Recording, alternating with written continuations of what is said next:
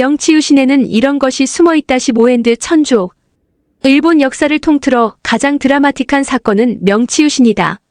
260여 년간 일본을 철권 통치하던 에도막부 군사정권 1603-1868이 멀리 떨어진 사츠마 조슈 지방 두 번의 무력과 협박에 못 이겨 명치천황에게 국가 통치권력을 반납하고 순순히 물러난 것이다. 일본 사람들은 이것을 유신이라고 한다. 그러면 혁명은 뭔가? 일본에서 혁명은 통치 왕조가 바뀌는 것을 의미한다. 예를 들면 이성계가 왕시왕조의 고려를 무너뜨리고 이시왕조의 조선을 세운 것과 같이 통치 가문 자체가 아예 바뀌는 것을 말한다. 중국은 당 송원명 청같이 왕조가 바뀌는 경우를 역성혁명이라고 한다.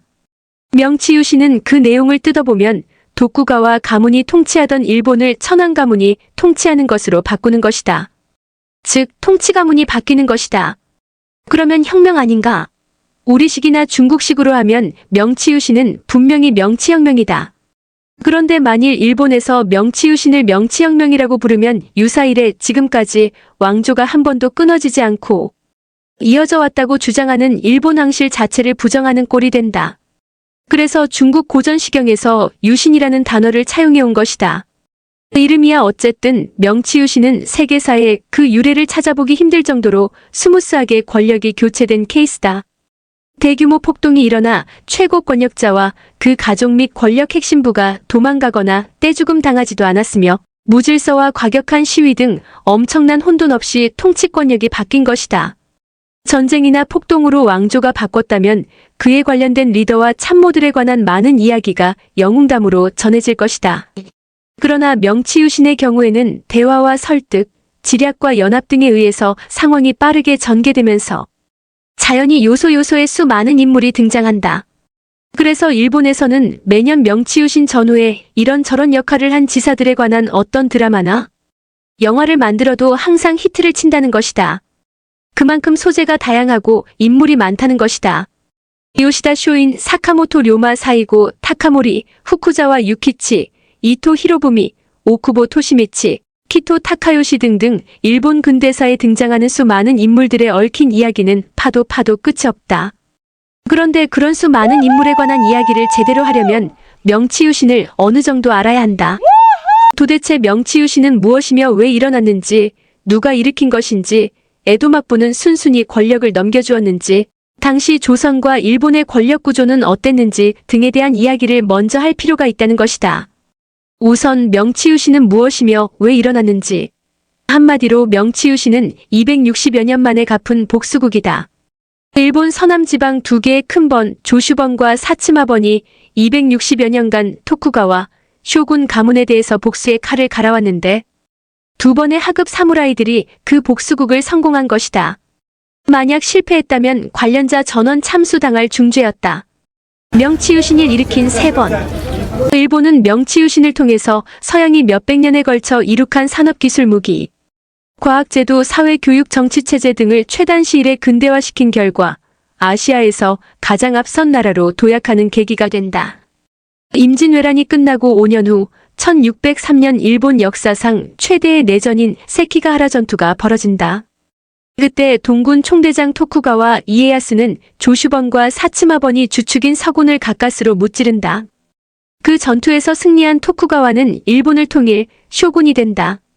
토쿠가와 쇼군은 서군에 가담했던 여러번과 다이묘를 철저히 응징한다. 영지를 몰수하여 아예 다이묘에서 끌어내리거나 영지를 대폭 축소하거나 농사짓기 좋은 곳에서 나쁜 곳으로 옮기게 하거나 일본열도 북쪽 끝에서 남쪽 끝으로 영지를 옮기게 하는 등 가혹하게 처벌한다. 토쿠가와 막부는 조슈번과 사츠마번을 특히 가혹하게 처벌한다.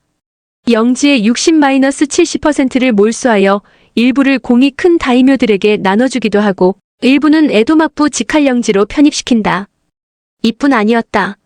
막부가 국가적으로 주요 사항을 결정하기 전에 각번과 협의하는 과정에서 조슈번과 사츠마번은 건너뛰거나 아예 무시하는 경우가 허다했다. 조슈와 사츠마 두 번의 다이묘 영주는 이를 악문다. 언젠가 지금의 부당한 대우와 모멸감에 대해서 기필코 복수하리라. 금년에 못하면 내년에, 내년에 못하면 그 다음에, 또 그 다음에, 10년 후에 못하면 11년 후. 그리고 또 그 다음 해. 조슈번에서는 해마다 신년 할애식 때 이렇게 소원을 빌었다고 한다. 금년에는 조슈번 형편이 좀 좋아져 에도막부를 칠 수 있도록 해주시기 바랍니다. 언제든 적을 공격할 수 있도록 만반의 준비를 하고 있겠습니다. 사츠마번의 경우에는 다이묘와 모든 사무라이들이 잠잘 때 항상 발을 에도막부 쪽으로 향하게 하여 유사시에 빠르게 전쟁터로 뛰쳐나갈 수 있도록 항상 준비하고 있었다는 것이다. 명치유신과 복수하는 사무라이, 독서하는 사무라이. 1. 복수하는 사무라이. 15세기 대항해 시대 이후 막강한 해양 군사력으로 무장한 서양 오랑캐들이 동양으로 밀려오기 시작한다. 인도, 버마, 베트남, 스리랑카, 인도네시아, 말레이시아, 필리핀, 대만 등 아시아 거의 대부분의 나라가 차례차례 서양 오랑캐들 손에 넘어간다. 수천 년 동안 그렇게도 막강하게 아시아를 호령하던 청나라마저 아편전쟁 1840-1860에서 그 조그만 영국에 힘없이 쓰러진다. 안 좋은 일은 겹쳐서 일어난다고 했던가 태평천국의 난까지 일어나 청의 멸망은 가속화된다. 다음 차례는 조선과 일본. 그런데 조선은 대서양을 넘어 인도양 남중국해, 동중국해, 북태평양을 거쳐 미 서해안을 연결되는 국제무역 항로에서 벗어나 있을 뿐 아니라 사고 팔 교역 상품도 돈도 없는 가난한 나라였다. 그래서 당시 조선을 차지하려고 침 흘리는 서양 오랑캐 자체가 없었다. 그러나 일본은 달랐다. 나가사키 데지마의 네덜란드 상관에서 시작된 난학의 영향도 있었지만 당시 일본은 인구 3천만에 자체적으로 어느 정도 상업도 발달했고 유럽 귀족들이 탐내는 도자기, 비단 등 교역 상품도 있었으며 소총 증기식구남 대포 시계, 망원경 증기기관 등 서양 제품에 대한 어느 정도 수요도 있었으며 관심도 많았다. 그리고 일본은 당시 전 세계 공통화폐인 은을 생산하는 세계 2위. 은광산을 갖고 있었기 때문에 무역대금 결제에도 문제가 없었다. 더구나 일본은 해외 무역 개념을 이해하고 있었으며 어느 정도 더듬더듬 영어로 소통할 수도 있었다. 17세기 한때 세계 은의 30%를 생산하던 이와미 은광산 시마네현 유네스크 세계문화유산. 시간이 갈수록 스페인, 포르투갈, 네덜란드, 영국 등 서양 오랑캐들이 계속 일본에 접근해온다. 그들은 일본 입구에 해당하는 규슈와 혼슈 최남단 사츠마번 가고시마항과 조슈번 시모노세키항으로 몰린다. 사츠마번과 조슈번은 자연히 서양식 총 대포 증기식군함 및 서양 문화를 가장 먼저 접하게 된다. 그리고 당시 가장 많이 사용되던 영어라는 외국어를 본격적으로 만나게 되면서 영어 학원까지 등장한다. 당시 조선은 철종 때 안동 김씨 세도 정치가 한창이었다. 망해가는 조선.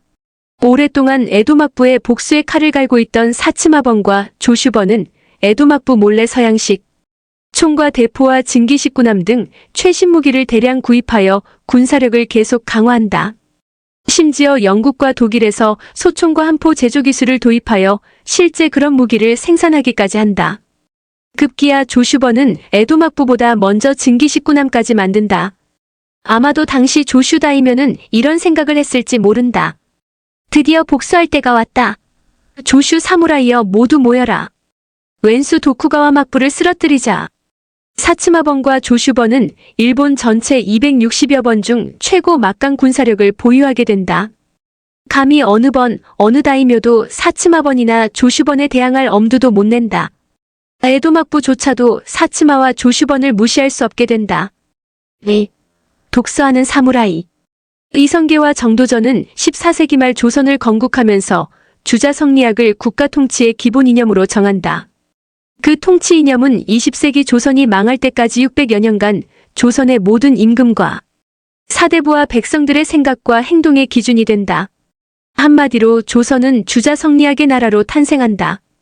그러나 일본은 17세기 초 도쿠가와 막부가 들어서기 전까지는 아예 주자성리학 자체가 없었다.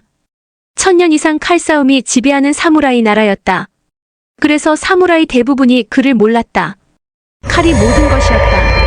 그러나 17세기 초 도쿠가와 이에야스가 천하를 통일 에도막부를 세운 이래 1868년 명치유신이 될 때까지 260여 년간 전쟁이 없는 평화의 시대가 전개된다. 그러자 사무라이들 할 일이 없어진다. 그래서 등장한 한 것이 주자성리학이다. 칼을 숭상하던 사무라이가 독서를 하게 되고 주자성리학을 바탕으로 일본 민족과 민족 정신, 일본의 방향과 전통, 통치 이념, 천황과 쇼군, 쇄국과 개국 등에 대해서 공부를 하고 고뇌를 하고 자기 생각을 정리하는 등 사무라이들이 국가와 민족을 고민하게 되고 천황과 다이묘에 대한 무한 충성을 다짐하게 된다. 그리고 그런 문제에 대해서 밤을 새워가며 자신의 의견 제시와 함께 선후배 동료들과 토론을 하게 되면서 사무라이의 시야가 넓어지게 되자 사무라이의 의무 및 행동이 바뀌게 된다. 한마디로 독서하는 사무라이 시대, 주자성리학을 논하는 사무라이 시대가 되는 것이다.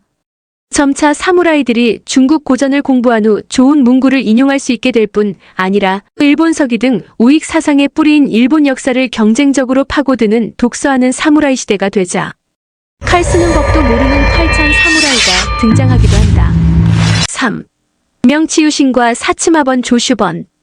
아편전쟁 후 20-30년 서양의 대포와 증기식구남 등 서양의 강력한 무기와 서양 문화가 밀려오자 이에 능동적으로 대응하지 못한 일본의 집권 세력, 에도 막부는 점차 힘을 잃게 된다.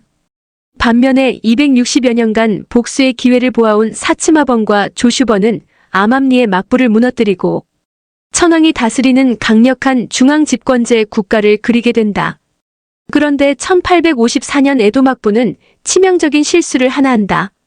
천황에게 보고도 하지 않고 흑선의 페리제독이 가져온 미국 대통령의 미일화 친조약 요구를 그대로 받아들여 조약을 체결해버린 것이다. 천황은 분노한다. 사실 사츠마와 조슈가 천황의 분노를 사주한 측면이 강하다. 그럴 즈음부터 존왕양이 사상이 사츠마번과 조슈번에 급속히 퍼진다. 한마디로 천황을 잘 모시고 오랑캐를 격퇴하자는 것이다. 즉 에도 막부를 없애고 천황을 중심으로 서양 오랑캐를 무찌르자는 것이다. 그때부터 사츠마번과 조슈번은 공개적으로 막부타도를 외치게 된다. 사실 그런 분위기를 조성한 것은 사츠마번과 조슈번을 이끄는 두 다이묘다. 다이묘 바로 밑에서 직접 다이묘를 모시는 상급 사무라이들은 청나라. 아편전쟁 후 급속히 돌아가는 국제정세 속에서 항상 다이묘 옆에서 다이묘를 지켜야 했기 때문에 틈이 없었다. 그래서 등장한 것이 하급 사무라이다. 서양식 무기와 군사력 등 서양 문물에 대한 어느 정도 지식도 갖고 있고 실용주의 일본식 주자성리학에 의한 일본 정신, 국가관, 통치 이념, 영국 등 서양 여러 나라의 제도와 위상 등에 대해서도 자기 나름의 생각을 갖고 있는 하급 사무라이들이 나서게 되는 것이다. 이런 분위기 그런 상황에서 하급 사무라이들이 주도하여 명치유신을 일으키게 된다. 요시다 쇼인, 사카모토 료마 사이고, 다카모리, 이토 히로부미, 오쿠보 토시미츠 등 명치유산의 주역 모두가 하급 사무라이였다는 것이다. 그 중에서도 최말단 하급 사무라이 출신은 이토 히로부미다.